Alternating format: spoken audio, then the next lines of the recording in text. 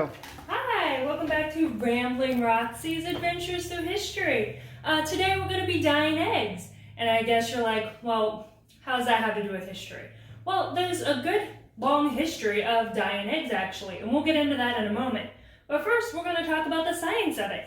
As you guys might see, these eggs are white. What color is the egg, Amelia? White. White. Well, we're going to make them different colors. Now, don't break them, okay? We don't want to beat them. We're not going to eat them just yet. So what we're going to do is we have 3 different cups of dye. And first of all, let's ask the big question. Why does dyeing eggs with 3.5 cups of water, 3 teaspoons of vinegar, and food coloring work and change them color? First of all, here, maybe you want to put this one? Let's put this one in the red. Wow, look at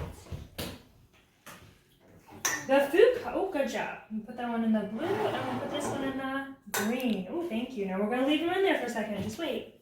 The food coloring is an acidic environment, and vinegar is acidic. Eggshells made of calcium carbonate reacts with the acid in the vinegar, and the chemical reaction taking place, as you might notice when you do this at home, there's little bubbles that appear on the outside of the eggshell, and that's actually the eggshell like kind of coming apart. Yeah, we'll do another one.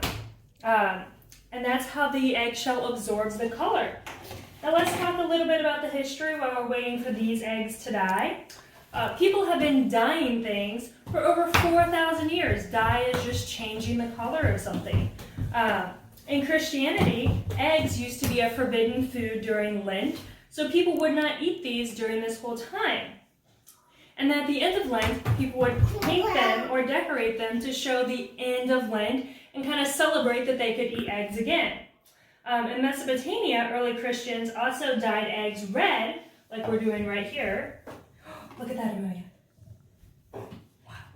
See, it's not white anymore. To show the blood that Christ shed. And another place that we've been talking about a lot in the news recently is the Ukraine. In the Ukraine, egg decorating is a big, long tradition and goes back into ancient times. And I'll show you some cool pictures. They have some pretty cool egg decorating, a lot more than what ours is. Yeah, thank you.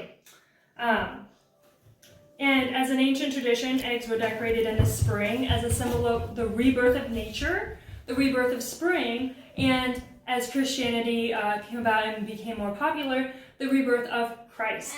And they were decorated by women and girls away from others. And they're hard. That's why we boiled them.